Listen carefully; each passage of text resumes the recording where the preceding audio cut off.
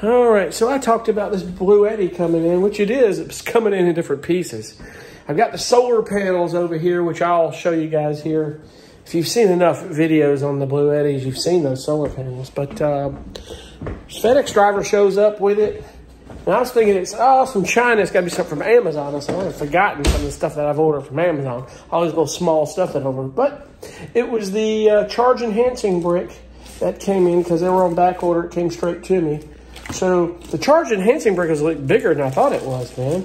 This thing is, it's bulky. In pictures, it looks small, but that's cool because, I mean, it's going to be that way because, like I said, this is basically step-up power for your unit where you can plug it in your car cigarette lighter and you can take 80 watts and turn it into almost 600 watts.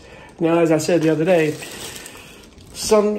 will you get the full 500-600 watts? Yes and no. It just depends on the circumstance. Depends on what you're doing. So, but you've got the charge enhancing brick, and you've got the cables and everything with it. A lot of what they call MC4 cables for solar stuff that goes straight into the unit. And there's your cigarette lighter plug right there. There is another plug that goes. It's another MC4. So basically, you've got the Anderson power pole, or whatever you call it, that goes from cigarette lighter to the unit. And then you've got the same connector that goes into the solar panel. So basically this charge enhancing brick, as they call it, or box, you can use for your solar and your cigarette lighter plug. It doesn't plug in for your wall power because that's a whole different power source that has plenty itself. You don't want to go too much over what the unit is allowed to bring in for power. So that's that. So I've got the solar panels in, I've got this. So as that comes in, I set it up. I'll show you guys more on that at a later time. It looks like the Bluetti is coming in Tuesday, but it may be before because this was slated to come in Tuesday. For all I know, another FedEx driver is going to come up today with the other one. Who knows? We shall see. What's going on, my friends? Just doing my thing here. It's been getting a lot of music done here. Plugging away, man. I do a lot of music for film and TV and a lot of publishing clients. I talked about that before. I don't know how much you guys know that. Pretty sure you do. If you followed me enough, you know this. I've already shown you this Bluetti power brick and the solar panels came in. The Bluetti itself was supposed to have been with that, but when you look in there, it says we were not able to deliver it. It never left the warehouse, but the power brick, the charge enhancing brick, left it. So they got separated. So that'll probably be here tomorrow. And I'm gonna set that up and I'm gonna toy with it a little bit. And I may sit down. I guess everyone else has done a review on it. Why not me? You know, so I'll do that. I'll show the Bluetti, talk a little bit about it. I'm going to read off some of the technical specifics. There's a lot of videos that go in much deeper. I have a background on that, but I know guys that have already done it. They're so good at it, like Will Prowse and that guy they call Hobo Tech. He does a good job with it. Yeah, one of the coolest videos that I saw out there with the Bluetti AC200 Max was a channel called Mel's Big Van Small World. That kind of, I think it's called Mel's Big Van Small World. It was a British guy.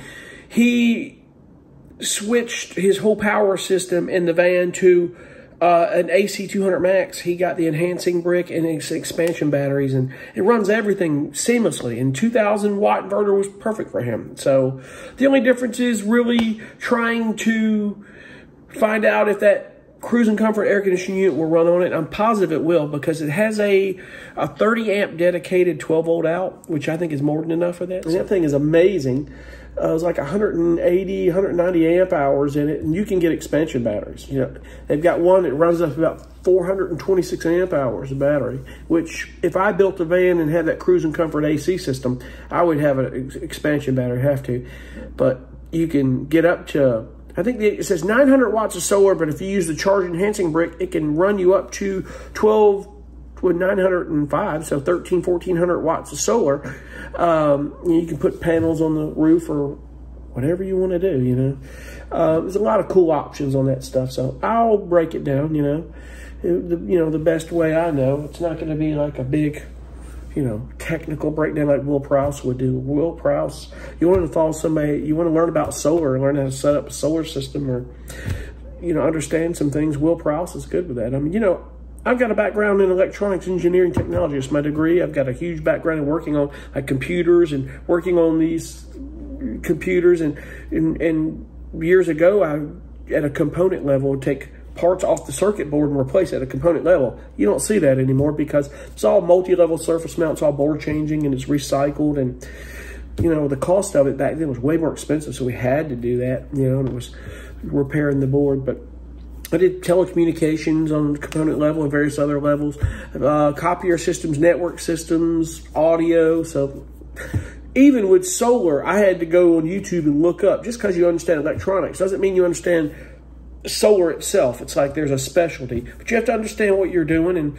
how things are set up, because technology over the years, it changes so much. It's like you're always learning as technology progresses. If I were to go work back in the industry, there's some things, depending on what I was doing, I still have to go for training, you know, and get familiar with what I'm doing with the, whatever the electronics or whatever the software or the networking stuff with that system is, you know, that sort of thing. So, but anyway, long story short, I'm going to get on when I get this thing set up and toy with it. It's a lot of cool things. And, it, you know, whether you RV or not, or van life, it's a great system to have backup power in your house. Because you live in some places where there's snowstorms, you lose power. You live in some places where there's hurricane-prone areas like we are, storms that you lose power. You just lose power. You know, let's say some transformers in your neighborhood blow up and it takes some days to get them replaced. It's just not always the case. They can get them done quicker, but hey, anything can happen. Your power grid could go down and you just not know it. You live in some places where they have brownouts because they can't keep up and their power infrastructure is not there, like California or some place like that. You know, like the governor sits there in his air conditioning room with a sweater on because it's, oh, the air conditioner is just too cold, and tells you not to, you charge your electric cars because the grid can't handle it, you know, this weekend because there's too many, you know, but yet he wants to go all electric cars, knowing if they all did, the grid couldn't handle it. Not also knowing what, you know, that's a whole different story, is where electricity is generated from to begin with, you know. Crazy stuff, I'll tell you. Anyway, I digress. I'll hop on when I get it and I'll show you more then. I appreciate you guys for watching. We'll see you on the next one. Be cool. Bye.